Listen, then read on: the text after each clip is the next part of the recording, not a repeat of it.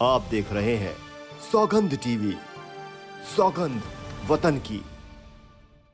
ये देश का दुर्भाग्य है जो ऐसे योद्धा के साथ ऐसा हुआ, जो कि अपने ही घर में अपने परिवार को नहीं बचा पाया। जिस सरकार को और दबाव देकर कानून व्यवस्था को दुरुस्त किया जाए। हम हो या कोई अन्य आदमी अगर जुर्म है तो उसको उसी हिसाब से सजा मिलना चाहिए, आश्वासन नहीं देना चाहिए और उसको कड़ी से कड़ी सजा देकर उसको सलाखों के पीछे रखनी चाहिए। राज्य सरकार के कमजोरी से ही कानून व्यवस्था डमाडोल हो रही है। उस आदमी को सजा नहीं, फांसी होना चाहिए। या जेपी नड्डा है हमारे देश की पार्टी के राष्ट्रीय अध्यक्ष, ये अगर तुम एक्शन नहीं लेते हैं तो इनके पार्टी के भी मिली भगत से काम हुई। नमस्कार, आप देख रहे हैं सौगंध टीवी और मैं हूं आपके साथ आस्था तिवारी। मणिपुर की घटना को लेकर के अगर बात की जाए तो वो घटना जिस तरीके से निशब्द कर देती है, जिसके बारे में जिक्र करते ही रूह कांप जाती है।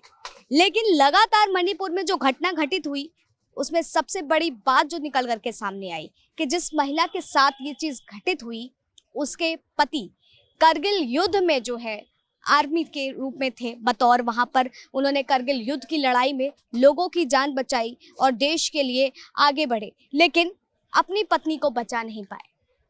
जब ऐसी घटनाएं सामने आती हैं तो सोचने पे मजबूर होना पड़ता है, क्या वाकई देश बदल रहा है?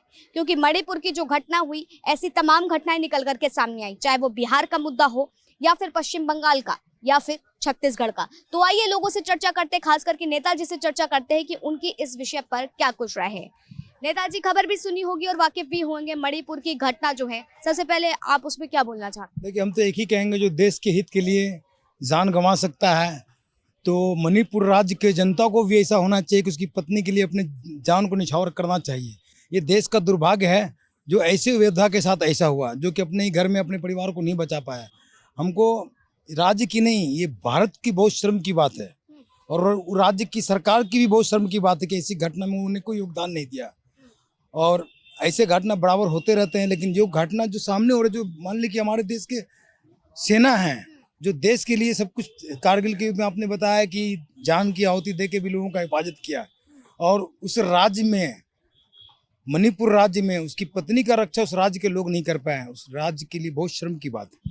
78 दिन तक का ये मामला जो है, कहीं ना कहीं राज्य सरकार ने इस बात को दबाया। उसके बाद जब मामला सोशल मीडिया पर वायरल हुआ तब जा करके चीज़ों ने तूल पकड़ा, फिर जा करके गिरफ्तारी हुई। क्या वाकई समझ सकते हैं इस बात को कि हमारे देश की कानून व्यवस्था किस तरीके से दिन पे दिन गिरती जा रही है? देखिए, हमारे देश का कानून व्यवस्था तो ठीक है, लेकिन क्या है कि जो वहाँ राज्य सरकार है उनके दबाव में आकर वो कोई काम नहीं कर पाते हैं।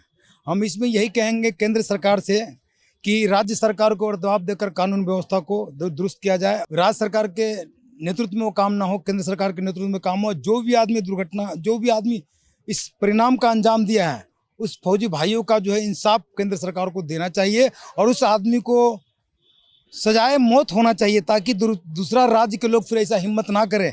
सजा सरकार जो क्या करती है कि कानून व्यवस्था के आड़ में आके, कोर्ट कचहरी के आड़ में आके इनको मोहलत दे के उम्र कैद और 10 साल 15 साल की सजा देते हैं। ये हमारा देश का बहुत दुर्भाग्य है जो कि सरकार उसको फांसी के तख्ते तक नहीं लटका पाते हैं।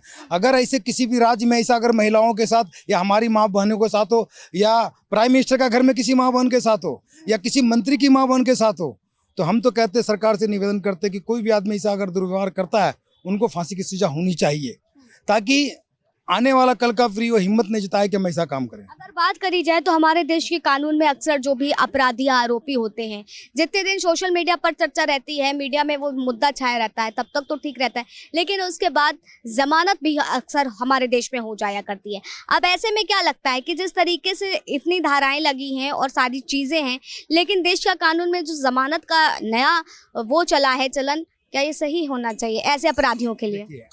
ये तो खैर होना ही नहीं चाहिए था कि अपराधियों को ये लोग क्यों सराहना देते हैं, क्यों तारीख पे तारीख दे के इनको जमानत देते हैं कि इनका ये अपना राजनीतिक हथकंडा होता है, क्यों इनके काम आते हैं। इसी वजह से लोग इनके पीछे इतना सराहना देते हैं और इनको दबाव में अपने मात बल से इनको छुटकारा दिलवाते हैं। हम तो कहते हैं कि कोई भी हो, हम हो या कोई अन्य आदमी, अगर जुर्म है तो उसको उसी हिसाब से सजा मिलना चाहिए और कोर्ट को उसको आश्वासन नहीं देना चाहिए और उसको कड़ी से कड़ी सजा देकर उसको सलाखों को पीछे रखनी चाहिए। अगर देखा जाए तो मणिपुर पे भी संपूर्ण रूप से राजनीति हो रही है। कांग्रेस दल भी जो है लगातार मणिपुर पे बात कर रहा है, लेकिन अगर बात की जाए तो पश्चिम बंगाल, बिहार में भी ऐसी ही घटना सामने आई है। देखिए, ये सब राज्य सरकार की कमजोरी से राज्य सरकार के कमजोरी से ही कानून व्यवस्था डमाडोल हो रही है, नहीं तो कानून हमारा देश का इतना कमजोर नहीं है। अगर आप कानून की बात करते हैं तो जम्मू से लेकर अमरनाथ जाकर देखिए कानून व्यवस्था का क्या सिला है। आज अगर हम यहाँ शांति से बैठे हैं तो इन फौजी भाइयों का मेहरबानी है, और हम इन फौजी भाई का मेहरबानी से हम आज भारत में आज़ादी से घूम रहे हैं, नहीं तो हम दिन दिखा रहे हमें लोग मार के चले जाएंगे।